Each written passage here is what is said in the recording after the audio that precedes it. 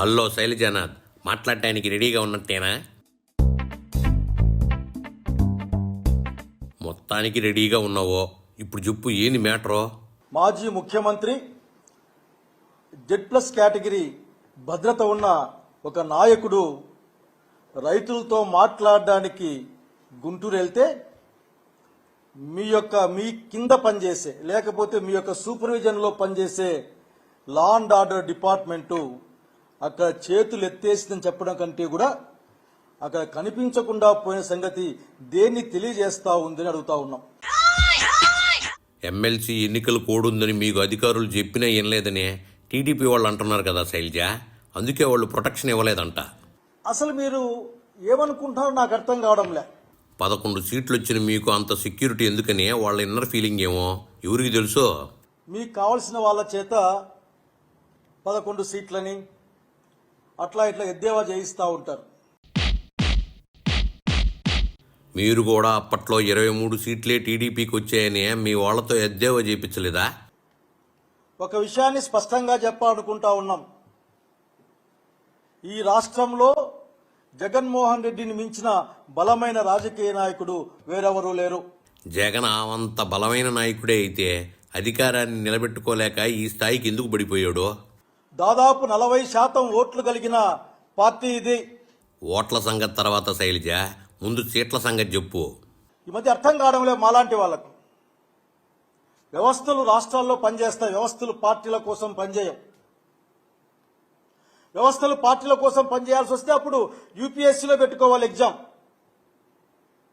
తెలుగుదేశం పార్టీకి వీళ్ళు ఎస్పీలు వీళ్ళు ఐఏఎస్లని, అట్లా ఇంకొక పార్టీకి వీళ్ళు ఎస్పీలు ఐఏఎస్లని యూపీఎస్లో ఆ కాలం పెట్టి చేయించుకోవాలి. మీరు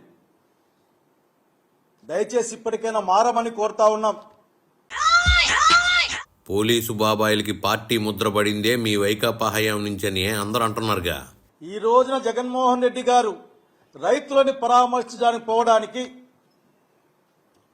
మీకున్న ఇబ్బంది ఏందో నాకు అర్థం కాదు. ఇబ్బందే వాళ్ళకు కాదు, ఎన్నికలు కోడుందని అధికారులకి. అర్థం చేసుకునే ప్రయత్నం చేస్తా ఉన్నాం.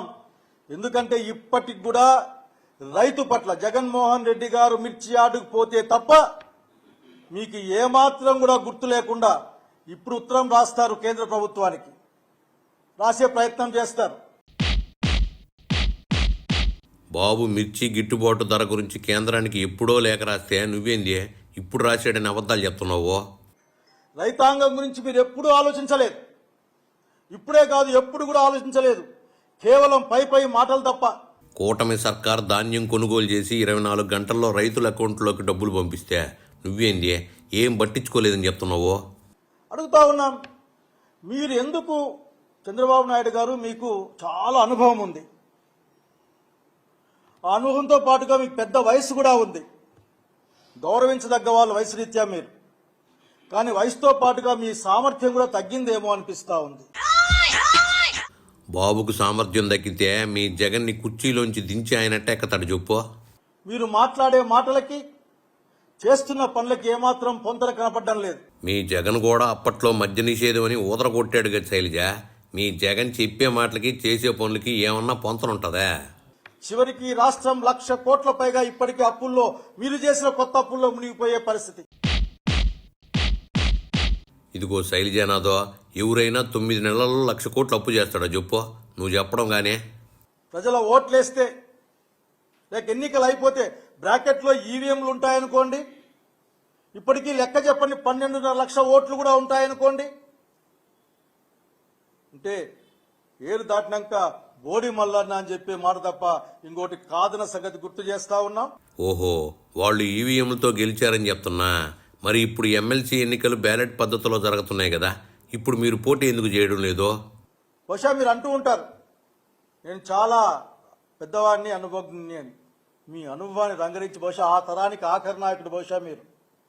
మీ అనుభవాన్ని రంగరించి మీ వాళ్ళకి చెప్పండి, ఒక ఆదర్శంగా నిలవండి. వచ్చే రోజుల్లో ఈ యువతరానికి ఏ విధంగా రెస్పెక్టబుల్ పాలిటిక్స్ జరిపించాలో, ఏ విధంగా గౌరవాన్ని ఇచ్చి పుచ్చుకోవాలో, ఏ విధంగా ప్రజాస్వామ్య విలువల్ని కాపాడుకోవాలో ఈ భారత రాజ్యాంగం ప్రకారం, వేరే పుస్తకాలు కాదు, భారత రాజ్యాంగం ప్రకారం డాక్టర్ బాబాసాహెబ్ అంబేద్కర్ ఇచ్చిన రాజ్యాంగం ప్రకారం భారతదేశాన్ని, అందులో బాగా ఆంధ్రప్రదేశ్ని నడిపించే విధంగా మీరు కృషి చేయాలని కోరుకుంటున్నా ఈ దేశ పౌరుడిగా, ఈ రాష్ట్ర పౌరుడిగా. వరే బాబు యువకులకి నీతి సూక్తులు చెప్పాలంటున్నా. చెప్పినందుకు చాలుగానే ఇంక నువ్వు బయలుదేరుసావే.